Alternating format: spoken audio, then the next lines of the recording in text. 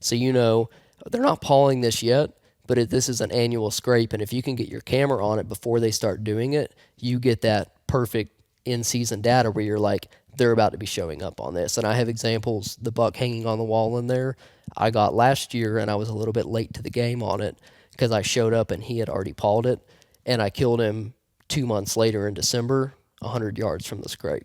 How are you integrating trail camera usage for specifically early bow season in the mountains? Like, how much does that play a factor for you on confirming some of the stuff that you're seeing versus kind of going in and hunting based off sign?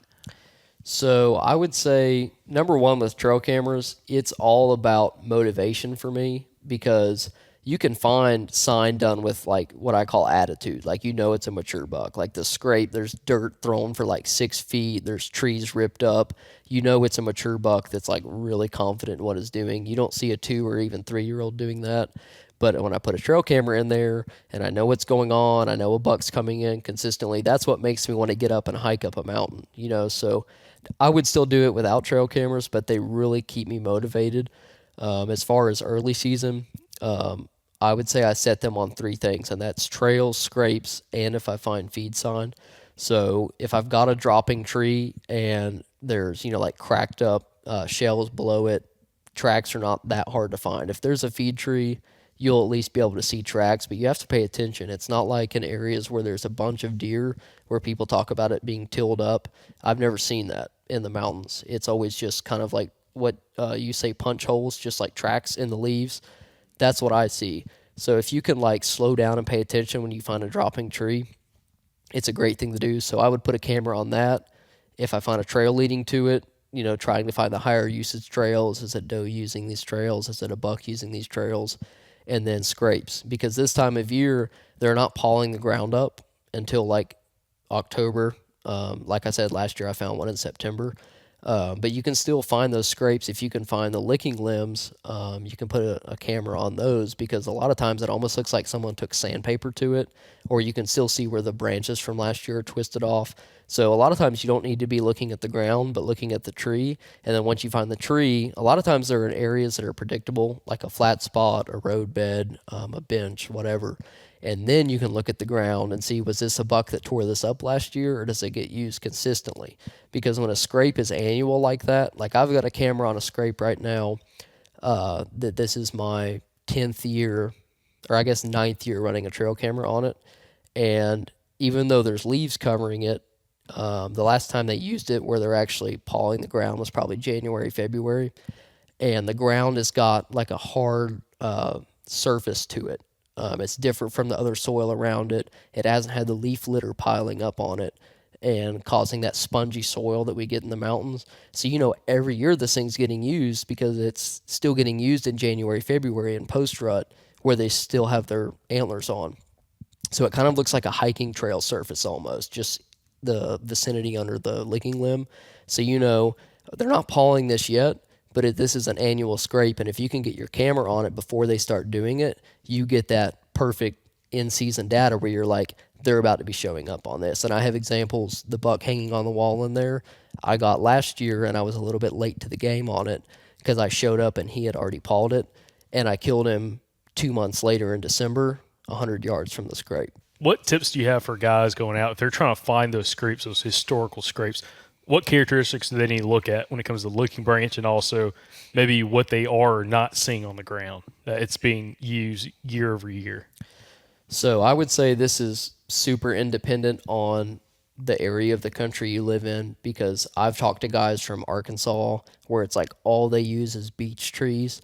And then here it seems to be we have like 3 favorites. So it's like mountain laurel, beech trees, hemlock, but it all depends on where the scrape is and how big it is. And I know this has been talked about so much, but like primary scrapes, community scrapes, the scrapes that are just used by bucks, I don't care about as much because I've been down that road, and a lot of times it's almost like they make them right after they lose their velvet. They kind of like maybe they walk down a road or walk down a certain travel funnel. They make a scrape, and then they don't really come back to it. The ones that I like to focus on are the ones that the does are using as well. And that's the one you get deer activity from now all the way until January. You still have deer showing up and using it. So I would say it's identifying what licking limbs they prefer to use in your area, because that's repeatable year to year. And then also the location in which they're at, because they're there for a reason. The deer aren't traveling way out of their way to go hit a scrape, which oftentimes with mock scrapes, usually if there's a scrape that's going to be there, it's going to be within that area already because the deer use them from year to year.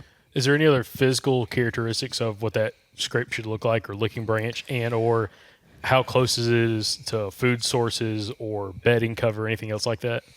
I would say it depends on what part of the season it's in.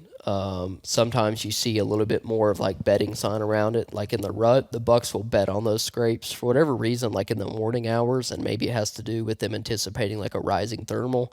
But I've got trail camera pictures of the bucks in the rut. They'll like camp out on those scrapes, like bed down beside them.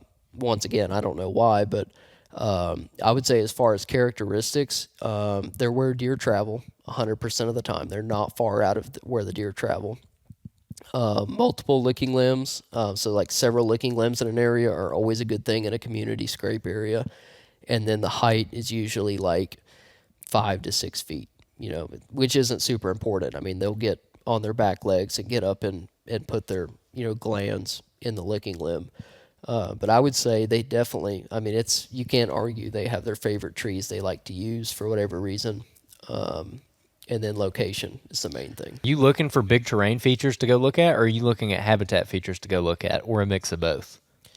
I would say it's a little bit of a mix of both, but I would say mostly it's habitat, because you could be looking on a map, whether it's LiDAR or just showing a topo features, and you could have this awesome saddle, and then you go walk to that saddle and it's nothing but hemlocks or white pines.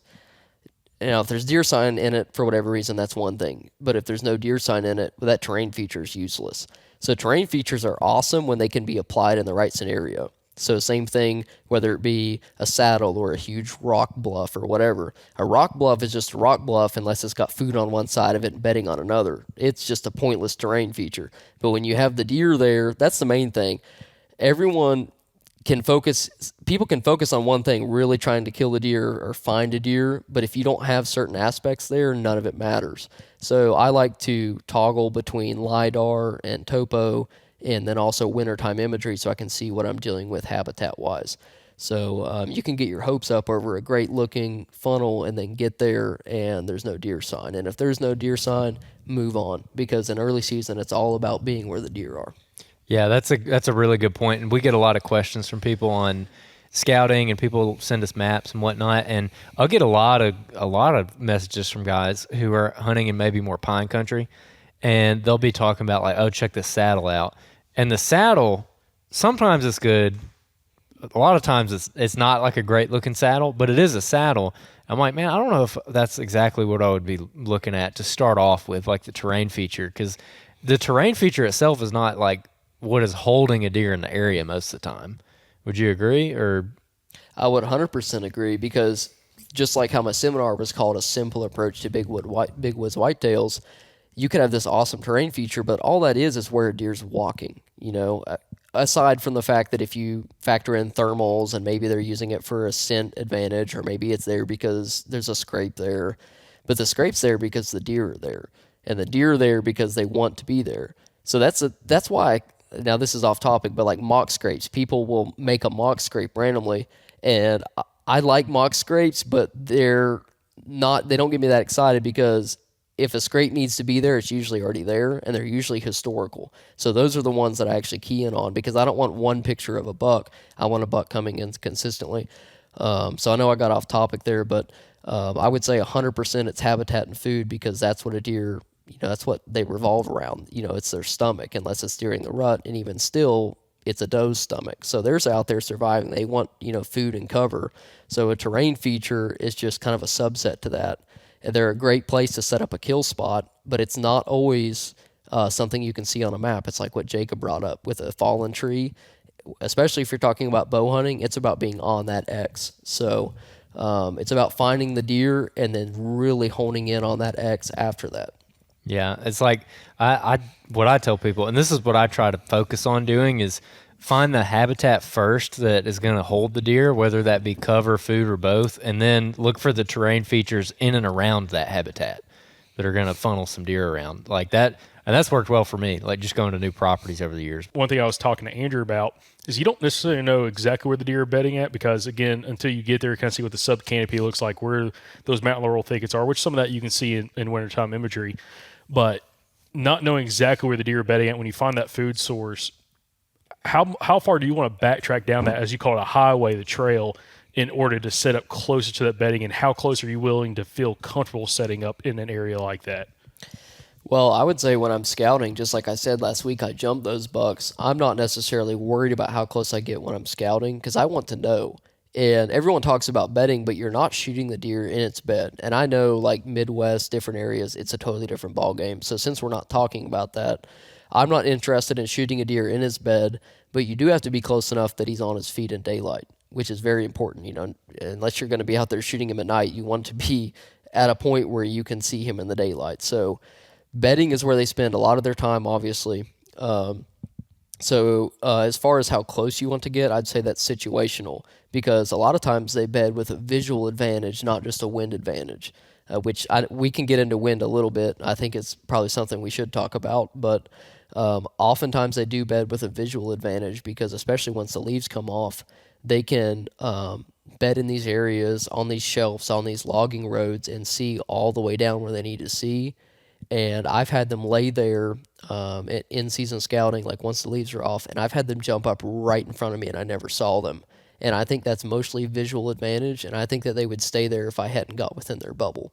So I think it's situational, but in early season, I think it's a little bit more predictable because they're still all grouped up. So bedding is easier to find. Like last week, I found 6 beds all pretty close to each other. I know they were buck beds because I put a camera out and got bucks right after that on a scrape within like 40 yards of it, which it was a historical scrape. I couldn't see the ground all dug up, but I knew that it was there.